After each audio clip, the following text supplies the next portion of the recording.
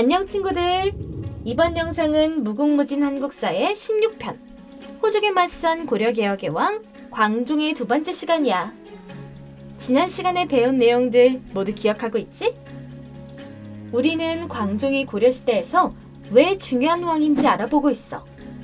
첫 번째 이야기에서는 호족의 등살에 시달린 다른 왕들처럼 되지 않기 위해 광종은 호족들 앞에서 왜 연극을 해야 했는지, 그리고 어떤 준비를 했는지 알아봤지.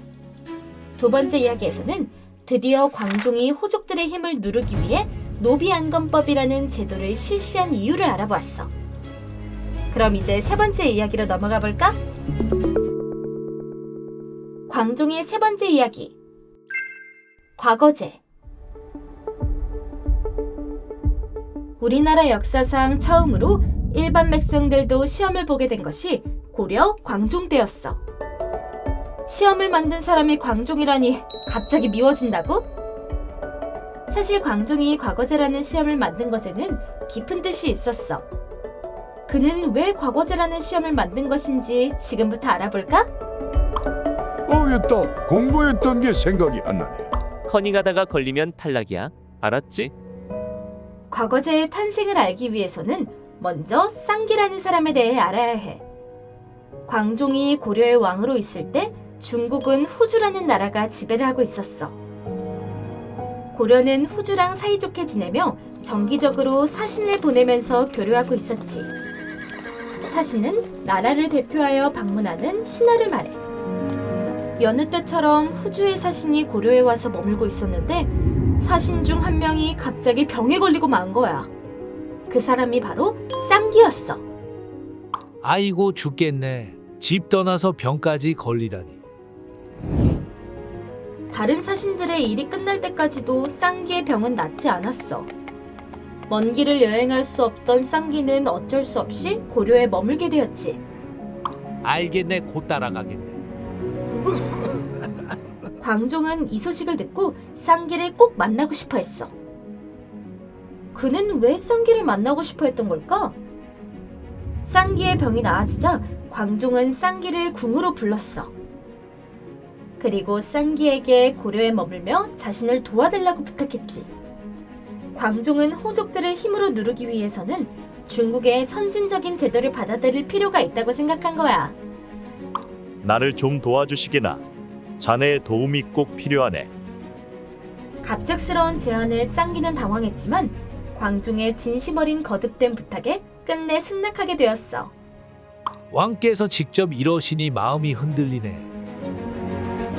이 무렵 광종은 노비안건법 다음에 어떤 개혁을 해야 하나 고민하고 있었지.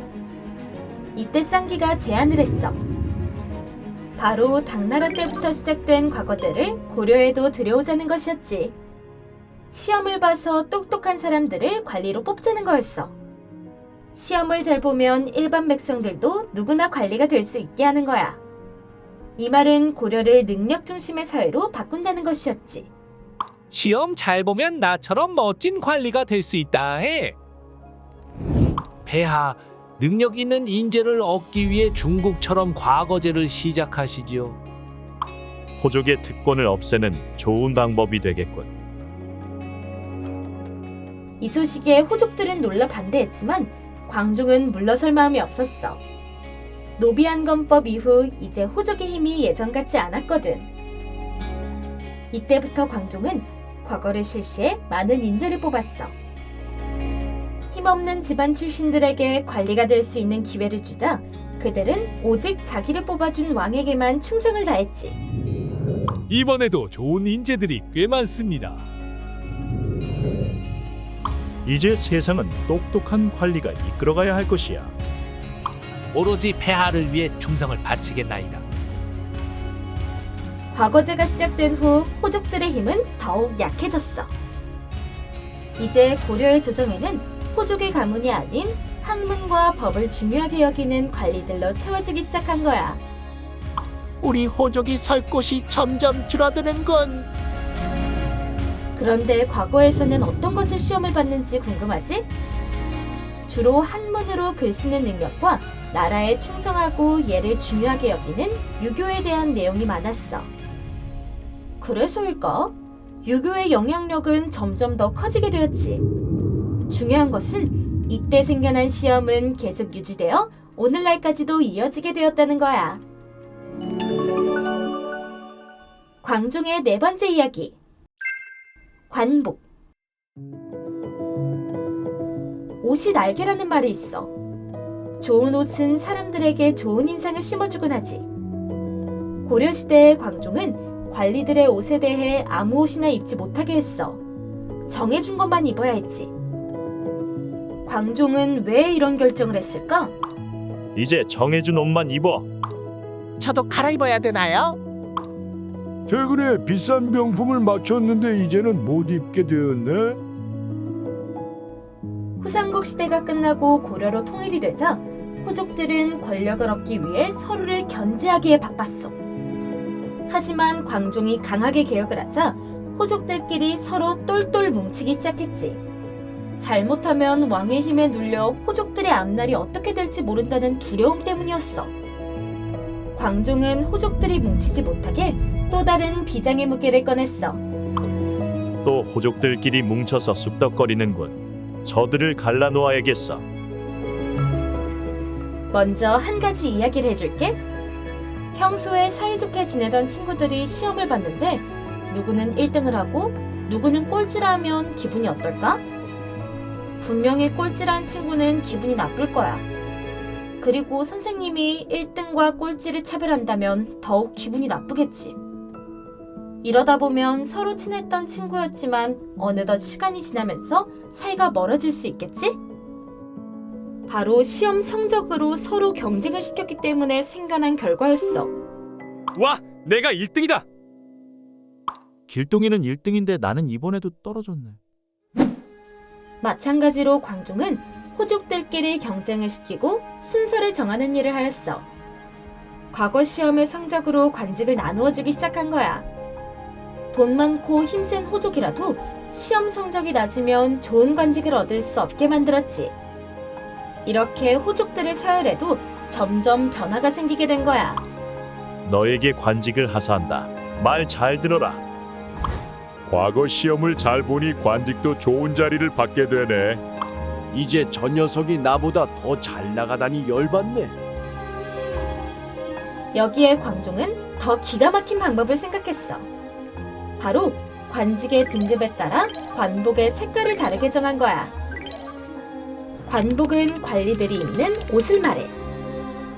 당시 고려 관리들은 관복이 없었거든.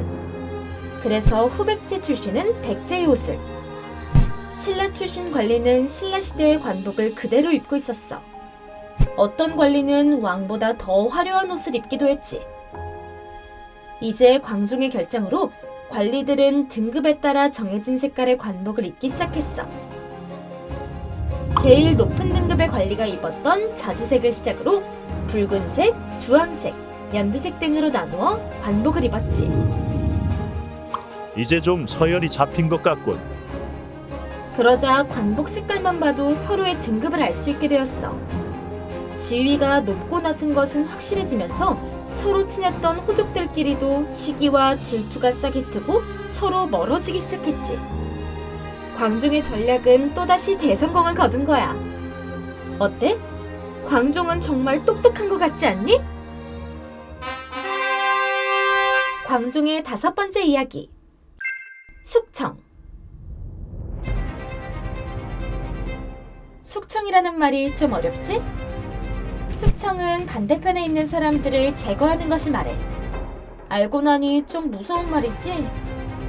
광종의 계속된 호족 힘빼기의 마지막은 바로 이 숙청이었어. 한마디로 호족들의 힘을 뿌리째 뽑아버리는 거야. 광종은 왜 이런 선택을 한 걸까? 이제 왕한테 덤비면 어떻게 되는지 똑똑히 보여주마. 으악, 사람 살려? 호족들의 힘은 눈에 띄게 약해졌지만 여전히 문제는 있었어. 그 문제는 바로 고려의 수도인 개경이 아닌 다른 지방에 있었지. 개경이 아닌 지방의 호족들은 여전히 힘이 강했거든. 그리고 언제라도 광종을 위협할 수 있는 존재였어. 실제로 호족들 중에는 호랑이처럼 변해버린 왕을 없애고 허수아비 임금을 새롭게 세우려는 움직임이 보이기 시작했거든. 광종이 너무 날뛰는데 가만두면 안 되겠어. 우리가 나설 때가 된 건가? 광종 역시 호족들의 심상치 않은 움직임을 모르지 않았어. 그리고 광종은 이러한 움직임을 거꾸로 이용할 생각을 했지. 왕을 위협하는 호족에게 내릴 수 있는 형벌은 바로 죽음이었거든. 지방 호족들도 손을 한번 봐야겠군. 광종은 반역을 준비하는 호족들을 모두 궁궐로 불러들여 커다란 잔치를 열겠다고 했어. 초대받은 호족들은 자신들을 달래기 위해 광종이 노력한다고 속으로 비웃었지. 지방 호족까지 모이시게 큰 잔치를 열 계획이야. 우리를 달래보려고? 어림도 없는 소리. 조금만 기다리라고. 그러나 그것은 큰 착각이었어. 광종은 잔치에 모든 호족들이 모인 것을 확인하고 군사들에게 명령을 내렸어. 반역을 꾸민 호족을 모두 붙잡아 처형하라고 했지. 이때 호족과 손잡은 많은 왕족들도 죽음을 면치 못했어. 광종이 너무나 많은 사람들을 죽인 결과 왕건 때 3,200명에 달했던 개국공신들은 숙청이 끝났을 때 겨우 40명만 살아남았다고 해. 반역을 꾀한 사람들을 모두 처형하라. 잔치하다 말고 이게 웬일이래? 광종은 왜 이렇게 가족까지 무자비하게 죽인 걸까? 광종은 자신의 형인 혜정과 정종이 왕위에 올랐지만 호족들 때문에 일찍 죽은 일을 누구보다 잘 알고 있었어. 그래서 호족을 확실히 혼내주지 않으면 안 된다고 생각한 거야. 오랜 시간 철저히 준비한 광종은 광력한 왕권을 세우겠다는 자신의 목표를 이제 확실히 달성할 수 있었어. 이렇게 광종은 노비안건법과 과거제를 실시하면서 나라의 기틀을 만든 고려 최고의 개혁가로 이름을 남기게 되었어. 광종 덕분에 고려는 500년이나 한반도에 굳게 뿌리내린 통일국가로 번성할 수 있었지.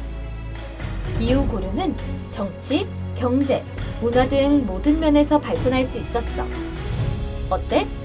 광종이라는 이름에 빛난다는 뜻의 광자를 쓰는 이유를 이제 알겠지? 고려의 왕권을 튼튼하게 세운 왕으로 꼭 기억해 주길 바래. 고려개혁의 왕 광종 이야기 재미있었니? 다음 시간에 우리는 병란도라는 항구를 중심으로 뻗어나간 고려의 무역과 문화에 대해서 알아볼 거야. 코리아라는 이름이 어떻게 생겨났는지도 알게 되지. 어때? 벌써 기대가 되지? 그럼 다음 시간에 우리 만나. 안녕!